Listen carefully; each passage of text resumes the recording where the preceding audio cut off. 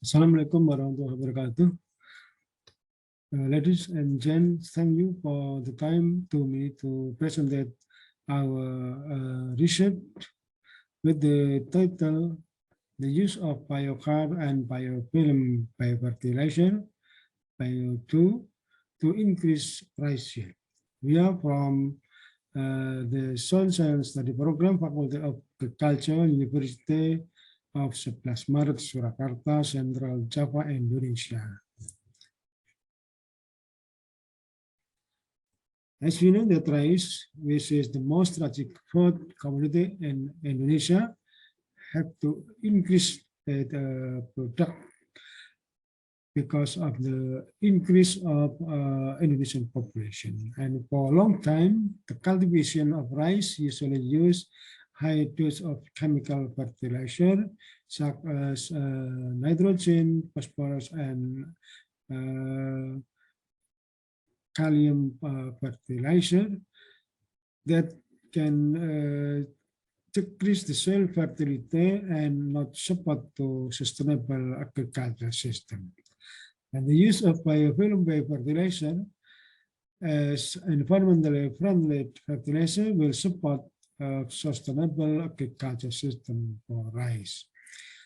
And the use of biofilm biofertilizer as a new generation of biofertilizer technology which developed to increase their effectivity can increase rice yield on the soil. And we know that biochar has been widely used with various research in agriculture. So in this research, we will study if biochar can optimize the influence of Bio2 on rice yield. Our research aim is to study if biochar can optimize the effect of Bio2 to rice yield on algae soil, and also to find out the combination treatment of biochar and Bio2 that's keeping the highest rice yield on algae soil.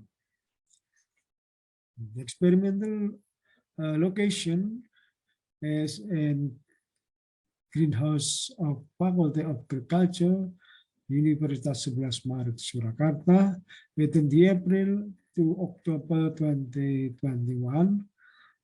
And the material used is liquid biofilm biofertilizer, coconut biochar, rice variety of IR64, artificial soil sample, and fertilizers like urea, potassium chloride, and SP66 phosphorus. The treatment factor included biofilm biofertilizer concentration with and without biofilm biofertilizer, application method of biochar, spread on soil surface, and mix homogeneously with soil, and the dose of biochar without biochar with 15 ton and 30 ton per hectare of biochar. The experimental design used was a cumulatively randomized design factorial with variable observed included chemical soil properties, plant growth, and plant yield. The data analyzed with ANOVA followed by Duncan multiple ring test if any significant influence. This is the treatment layout, and the result is here. According to the data in the table 1, the fertility of artificial soil use can be classified as low, which were indicated by the law of the soil pH, moderate cation action capacity, total nitrogen, total potassium, available potassium, and water dissolved sulfur is low, and the total phosphorus and available phosphorus are very low. The condition of the soil affect the availability of nutrient in it, so that to support soil productivity, it is need to give some input in its management. This is the histogram of the influence of liquid film by fertilization, concentration, method of biochar application and biochar dose to rise head at 2 weeks after planting in Alvisual Sumantono. The effect of the treatment on plant head was not significant.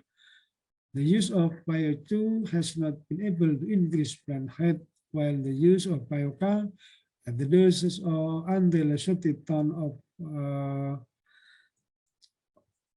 mixture with the soil accompanied by Bio2 tend to increase plant height linearly, as we can see in the Bio one.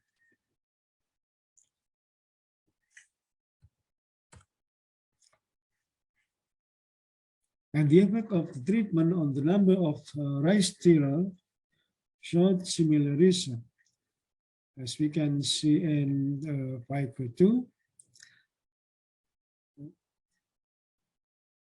And the use of 60 ton per hectare of biochar mixture with the soil, accompanied by the use of Bio2, tend to increase number of tiller, even this higher than NPK treatment. This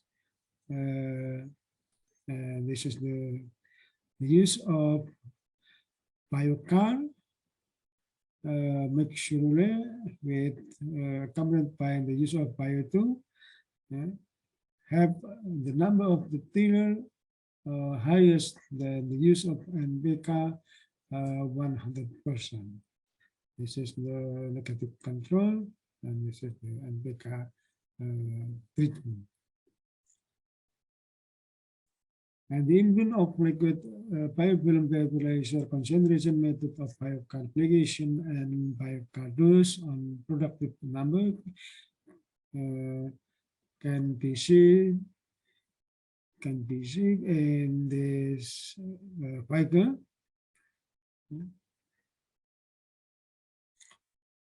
And the number of productive tiller and Bio2 treatment tend to be lower than without Bio2, maybe because the factor needed by microbe to grow and activate optimally have not been fulfilled because of low pH, nutrient and organic carbon as their sources of carbon and energy. And from this research, we can conclude that the use of biofilm biofertilizer has not been able to increase rice growth and yield on this soil. And the use of biochar is more efficient when applied by spirited on soil surfaces. And we suggest that the Bio2 formula has to increase its effectivity to support plant growth by increasing its capacity to increase available plant nutrient and plant growth promoting substances. Thank you for attention.